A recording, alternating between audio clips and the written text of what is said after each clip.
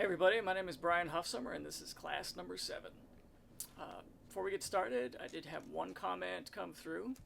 It's from actually the first class, and the person says, spiritual people, I know that they feel spiritual because I feel a sense of peace around them. I feel accepted by them even when I am obnoxious, which that's good. It means the other person has strength of character and a certain peace about them that maybe is beyond understanding. Second thing is what I forgot to mention last class, the class on encouragement. I say this, I know some people have a really hard time getting friends. And how do I get friends? And how do you do that? Especially during the pandemic. What's that like? Well, one of the things I really like coupling encouragement with is this parable of the sower, which I know is usually for evangelism. But hear me out. It kind of works like this, right? You remember how the sower goes around sowing seeds, and there's some fertile ground, and there's some rocky ground, and there's some ground with thorns, and some ground that just gets pecked by the birds. And I think you'll notice if you follow the week of encouragement and just live that as a lifestyle, what you'll notice is that some people will encourage you back. They'll give right back what you gave to them. This is like the 100-fold, right? Some people you'll encourage them, and they may actually take you for a loser or someone to take advantage of. You know, I think this is like the thorns that creep in and choke out. There's some people who are, there's some encouragement that you might throw out there where the birds peck it away, and that's just basically when you go and do that to someone and they're ignored. And then there's some rocky soil.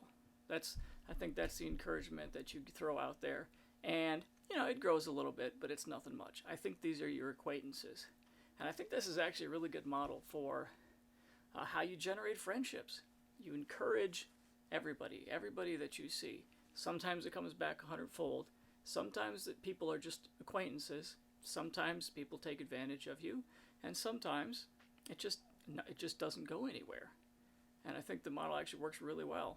The model of the story being, or the moral of the story being, hey, just throw your encouragement out willingly, proactively first, and see what happens. That's my best surefire way of actually gaining friends. First, be a friend to somebody first, and then the good people will come eventually, at least some of them. So let's get to the class. Today we're going to talk about generational sin, which I know is probably something you've heard about in Christian circles, but I think is really important, especially when it comes to our spiritual disciplines. This doesn't have as much to do with an actual spiritual daily discipline, but it has a lot to do with the why. Like, why should we discipline ourselves? What's so important about disciplining ourselves? We need some motivation, right? Like, we need a compelling enough reason to go through some kind of trial, some kind of effort, especially a daily effort. No one's just going to do that because it's fun or because it's easy, right? So generational sin is one thing to consider in terms of a why should I discipline myself? Well, what is it?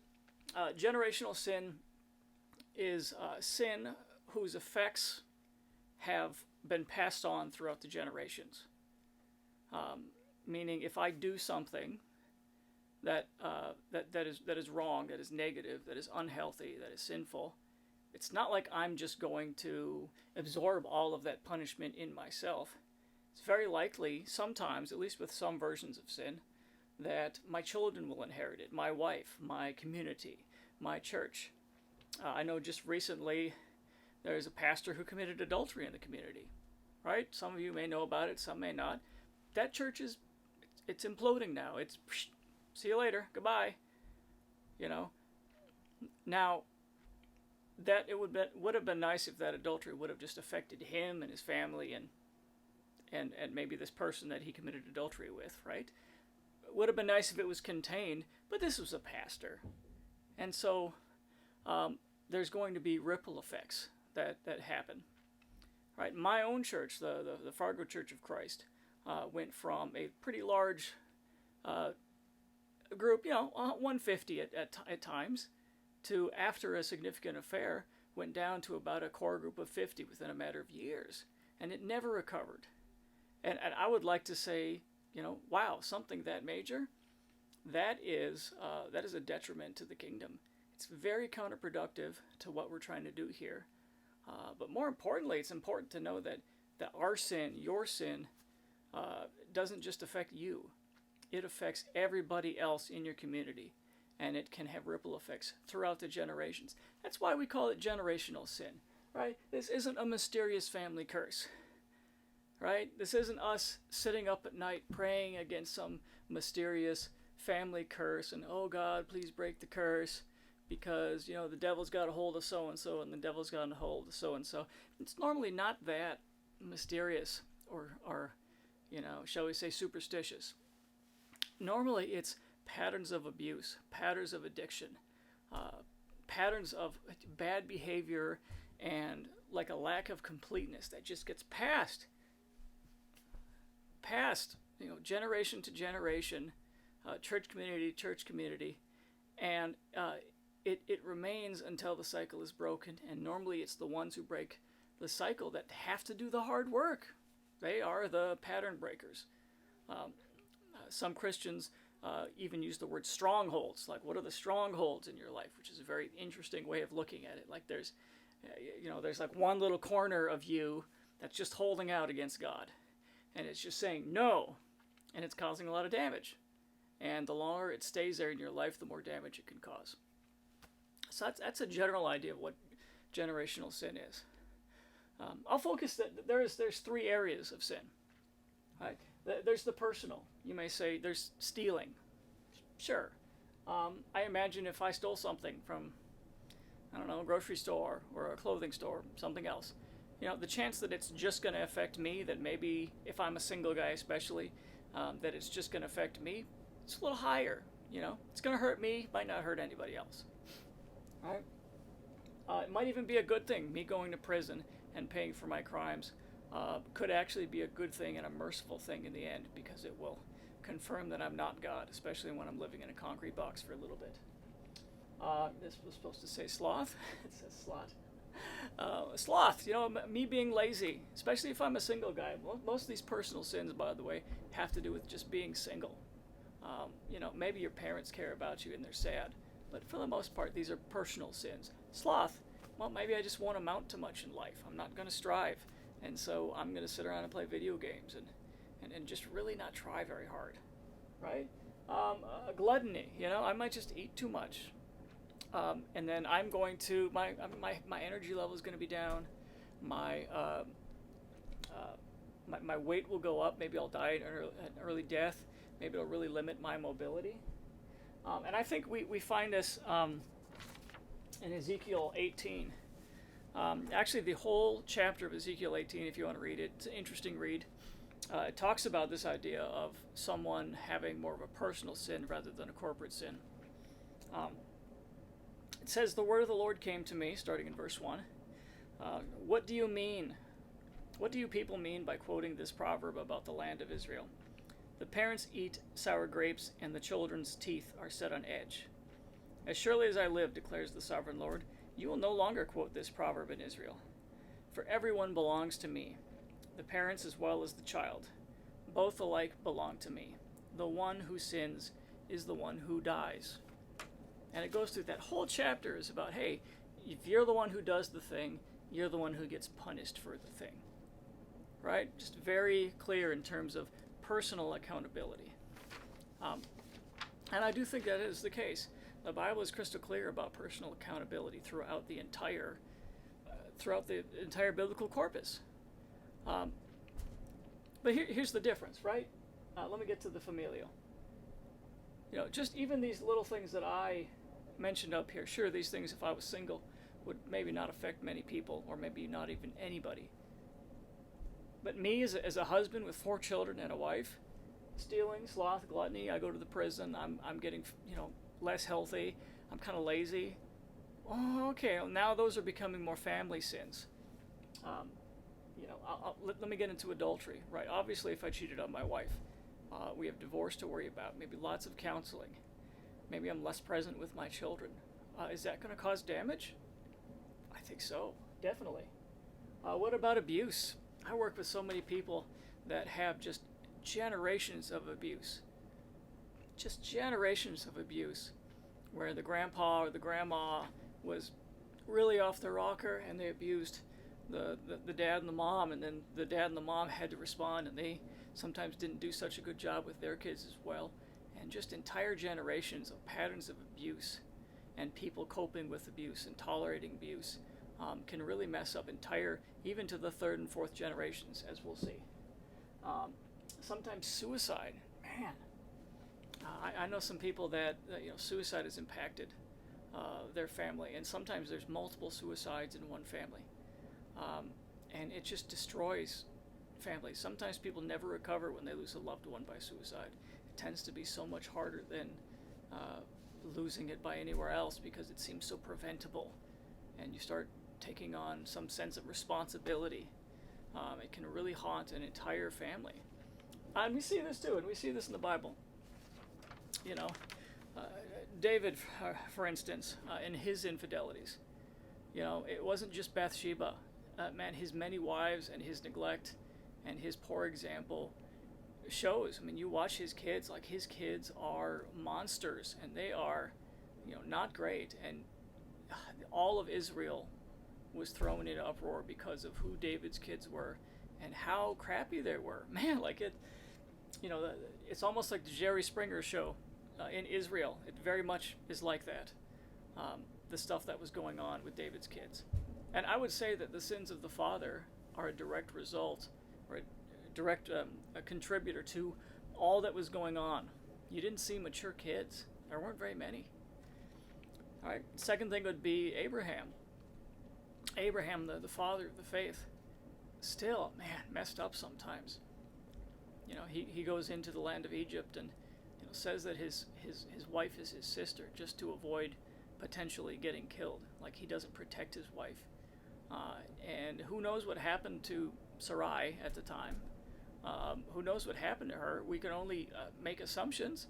Could be that she was violated in some sort of way. It could be that it was interrupted beforehand, and God had to send plagues in order to free her. Kind of almost like a precursor to what the Exodus was.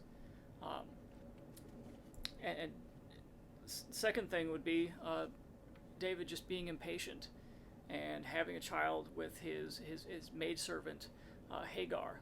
And of course they gave birth to Ishmael. And I sometimes wonder, I don't know if you guys know much about Islam, but Islam claims the birthright through Ishmael as the first son, through Abraham, and that's why they call themselves the true religion, the true inheritors. I sometimes wonder if Islam wouldn't have even existed, and maybe everyone who belongs to Islam would have just joined, us, the Jews, and eventually the Christians, in joining the Christian faith. If Abraham had just not chosen to have Ishmael with Hagar, who knows? Who knows? But that is who, that is who the Islam faith claims is their faithful lineage through Abraham. Is, he had that child with Ishmael. So long-lasting repercussions. I'm talking 3000 BC or whatever it was. We're still dealing with this. 5,000 years later, we have two big religions instead of one, from one child and one mistake, right? Just because he was impatient. So we see, family problems can definitely happen because of one person and their mistakes. Lastly is corporate. Just this idea of corporate sin. Israel really seemed to pay for sins as a whole. The sins of the king, the sins of the ones in leadership often trickled down and affected every single person. And even today we see the marks of, say racism. Man, colonialism really left its mark. I can't imagine, gathering a group of people and carting them off and enslaving them and treating them like pack animals. I can't imagine that happening, and I know it does still happen to some degree. But we look back, 400, 600 years ago with colonialism, and we are still not fully recovered. Made a long way. We're not fully recovered. We're still dealing with the sin of racism. And we probably will be for another 100 years, even though I hope we make progress. Because doing that to that group of people, or those groups of people, creates such deep sin that it takes of centuries to recover. Centuries. And we're still recovering. Even things like injustice. You look at some countries and you think, like, wow, like where are we going? How did we get there? I wonder about Venezuela, for instance. How many generations is it going to take for Venezuela to recover? How many generations? How much sin, how much pain, how much trauma is getting put down through the generations? I look at, for instance, the drug trade in some of the countries that you see, and how much destabilization that creates, and just generations of people where the drug trade looms large over their community. And that might cause some countries hundreds of years of problems, with entire people groups being affected. Sometimes it's harmful worldviews. I think we can take a look now through the experiment of communism over the 20th century to say, yeah, I think the experiment of communism probably failed. Like, maybe somebody will figure out how to do it and it works good, but hundreds of millions of dead bodies would say otherwise. There's some worldviews that we can test out and that don't work. I mean, gosh, like I know for some people, they look at something like abortion and they say, wow, how many dead bodies do we have? How many dead bodies do we have, and what kind of damage? Who even knows? It's hard to tell with that one. Right, you could probably point to several other issues along the line, and it's difficult to quantify the amount of pain and suffering that people go through sometimes when worldviews that are improper or just don't work very well are put into effect. We get things like gulags. We get things like massacres. We get things like concentration camps. All of those things were done by people who thought they were doing the right thing. They thought they were doing the right thing. And in the end, we can look back in history and say, I don't think it was the right thing. Or at least the bodies of hundreds of million people are hard to justify. So let's go for it here first. Exodus 34. And I'll read this really quickly. Because this stands in stark contrast to Ezekiel 18 with personal accountability. Exodus 34 is it's taking place after the first set of commandments and Moses breaking them after seeing the rebellion of the people. And it says, so Moses chiseled out 2 stone tablets like the first ones and went up to Mount Sinai early in the morning, as the Lord had commanded him. And he carried the 2 stone tablets in his hands. Then the Lord came down in the cloud and stood there with him and proclaimed his name, the Lord. And he passed in front of Moses, proclaiming, the Lord, the compassionate and gracious God, slow to anger, abounding in love and faithfulness, maintaining love to thousands, and forgiving weakness and rebellion and sin. Yet he does not leave the guilty unpunished. He punishes the children and their children for the sin of the parents to the 3rd and 4th generation. I'll say that part again. He punishes the children and their children for the sin of the parents to the 3rd and 4th generation. So we have a tension there. The one who sins is the one who dies, but the Lord will punish the sins of the parents to the 3rd and 4th generations. There's a tension there, and I think to control this, we can only control ourselves. But man, when we mess up, our messing up can affect my children, their children after that, perhaps entire communities, entire churches, depending on the magnitude. So if we're looking for a reason to discipline ourselves spiritually and become what we should be and what we must be, I don't know that there is a better reason. Well, we have a good model in the Exodus. You may have heard this, but I'll go back because it's so powerful. Remember, the Exodus is the story of the Israelites leaving Egypt. And the cool thing about it is, even though it's a story of a nation of people being brought from slavery to the Promised Land, it's also the story of you and me. It's also a wonderful analogy and a story of how human beings are brought from a place of slavery and injustice and someplace low, and they're brought to spiritually a place of wholeness and well-being, right? It's actually a good model for what we as Christians can anticipate in terms of a struggling and then an end to the world, and bringing to what we hope is heaven or the new earth, the new creation, right? We start with the Israelites, and we see that they are enslaved. A lot of time has passed since Jacob, and it's easy to pick on certain ethnic groups. You get a little leery about them. They seem different than you. You start to be fearful of them, and what happens? You enslave them. You oppress them. You sort of make them. You confine them to the corners of society where it feels safer. And this is what happens to the Israelites. They experienced a lot of racism. They experienced a lot of abuse, and even death. They killed the firstborn. They were killing the firstborn of the Israelites in order to, I guess, stop the population from spreading. Even I can't even imagine something like that. Well, we know from history, from the text, that there was a deliverance. That 10 plagues were sent, and there was this wonderful escape that happened. I think this is analogous to a person when they have this moment where something is broken, where they finally say enough is enough. The pain that I'm experiencing is more than the benefit I'm getting from engaging in this particular behavior. There's this moment of clarity, this deliverance that happens.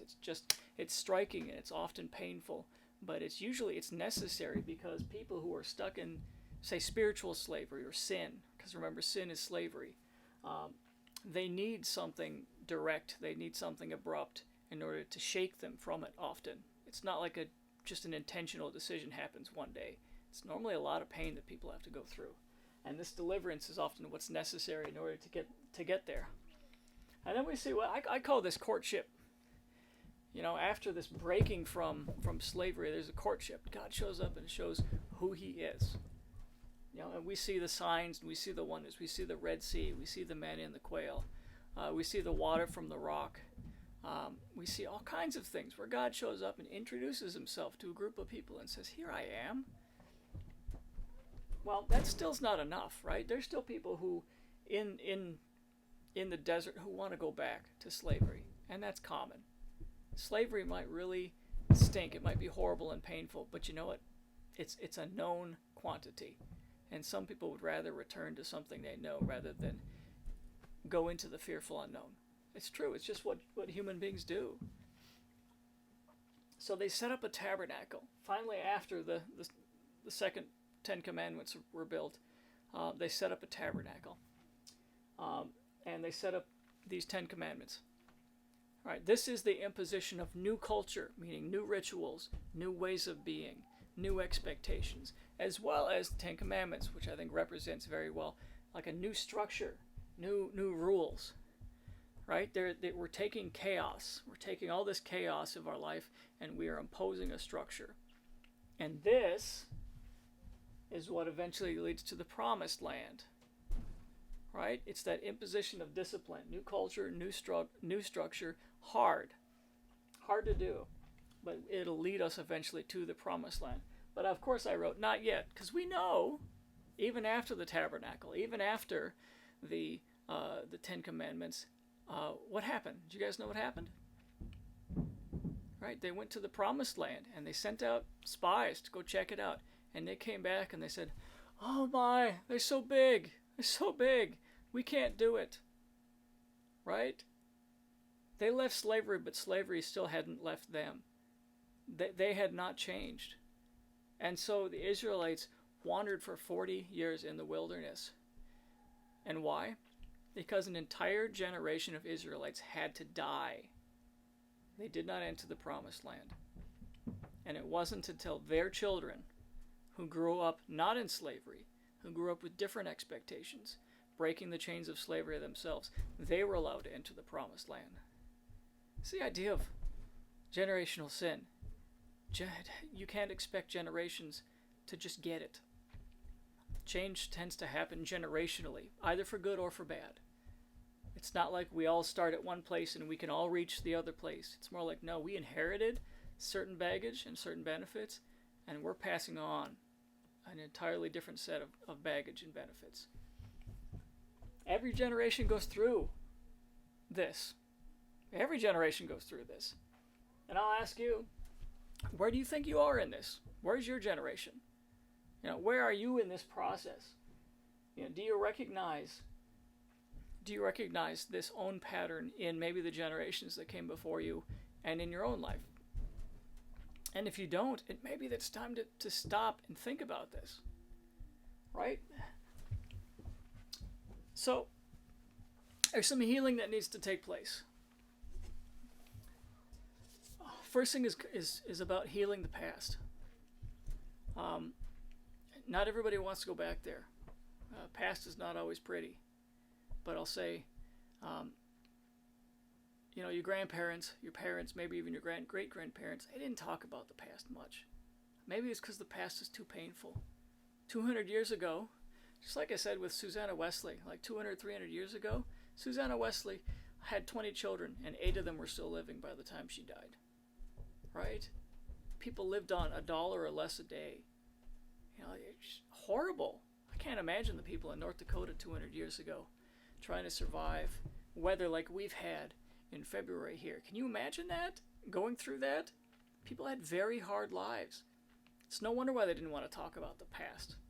It's like they didn't have time to talk, it seems. Maybe that was it. Well, let me ask you. You know your parents. Who are they? What kind of people are they? Have you evaluated them? Are there some things that you really want to emulate, and there's some things that you really don't want to? I think part of growing up and becoming your own person and starting your own family is to find, let's evaluate our parents. Let's evaluate our parents. Let me ask you, because you might not know this, but maybe you can guess, what kinds of trauma did they endure?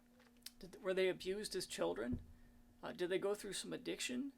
Was there some bullying? Maybe was there some racism? Was there some sense of injustice? Did they go to prison? Did they just have hard lives? Did they grow up poor? It doesn't excuse them, but it does explain them. And one of the most helpful things you can do is to really get to know your parents and their past and understand where they came from. And that'll help you to figure out how they became the people they are. Right? Do you understand their journey? It seems so easy for the newer generation sometimes to look at the previous generations and write them off as being fools and being senile. But you know what? There's no way we can guarantee that we wouldn't have made the same decisions or become the same people that they became. Right? That's humility in action. I'll remind you, Matthew 7 says, do not judge. Right? Do not judge lest you be judged. And by the same measure that you judge others. Do you really want the generation coming after you to look at you like you're a big fool because you don't know how to use TikTok? Or whatever the equivalent is going to be? No, we have to have humility when we judge the generations for what they did in the past. We have to have humility because we cannot guarantee that we would have done anything different. If we were in 1940s in Germany, who can guarantee that we would not have participated in the persecution of the Jews, or that we would have been Jews ourselves? Who can guarantee that we would have not participated in slavery 300 years ago in the South, or 200 years ago in the South? Who can say that we would not have participated in the butchery in Rwanda back in the 90s? I'd like to think that I'm a better person than that, but I also know that I'm a person. And people tend to be sheep. They tend to follow societal norms. And they don't tend to stick their neck out. Because people who stick their neck out get their necks chopped off. Right? I'd like to think that I'm better than that. But I tell you, I don't know that I am. That's a challenge for today. Where do I need to stick my neck out for people that need it? Because often, it's those people that would have prevented all of the massacres that I've just mentioned from happening. Right? And yeah, you could die. Right? They did. Dietrich Bonhoeffer tried to stop it. Didn't go so well for him. Right? healing the present. This is about healing ourselves. Let me ask you a hard question. You may have to meditate on this one because it's a hard one. And the question is, who did you have to be growing up in order to be loved and accepted? I am hoping that that question doesn't even make sense to you. That's what I'm hoping, because that means you were loved and accepted for who you are and who you were, without having to feel like you earned it. Right? Not everyone in our congregation is that lucky. And here's some examples, just based on whatever the person's personality is, right? Did you have to be the cheerleader, the one who's cheering everybody up? Did you have to be the quiet one, sitting around in the corner, so that no one notices you and you can avoid punishment? Were you the rebel, saying, screw this, I'm not following your family rules, you guys are all messed up? Were you the clown, like maybe if I make everybody laugh, people will like me? Were you the perfect student, just looking for perfection and hoping people just notice you and are glad of who you are so that you can avoid punishment and get acceptance? Were you the peacemaker, trying to mediate between the different family members? If you were that back then, chances are you also are playing those roles right now, and some of those may be causing damage, right? They may not be the 10 Commandments style of sin, but I'll tell you, if you're doing it and it's causing damage and it's not working, it could very well fit the category of generational sin. Just generations of people who are less than complete, passing on their incompleteness to their children. It takes a lot of intentional thought to uncover these strongholds in our lives. Are you aiming at completeness? That's a question that I asked, I think, the first class there. Are you aiming at completeness? I'll tell you, I think we all would agree that we wish that our parents would aim at completeness. It's easy to pick out the flaws in the previous generation sometimes. But you know what? I think if our parents were aiming at completeness, even if they didn't achieve it, if they did better than the previous generation, we can cheer them on, we can encourage them, we can be glad that they tried. What flaws have you inherited? This may be hard. You may have to do an uncomfortable level of self-analysis and try to figure out, wow, like maybe I am just like my dad, and how? And maybe I am just like my mom. And in what ways? In what ways do I see myself as I grow older become like the parts that I don't necessarily love about my parents? And maybe in what ways do I really like how I grew up and how I turned out to be, and the parts that I really admired about my parents, right? What flaws have you inherited?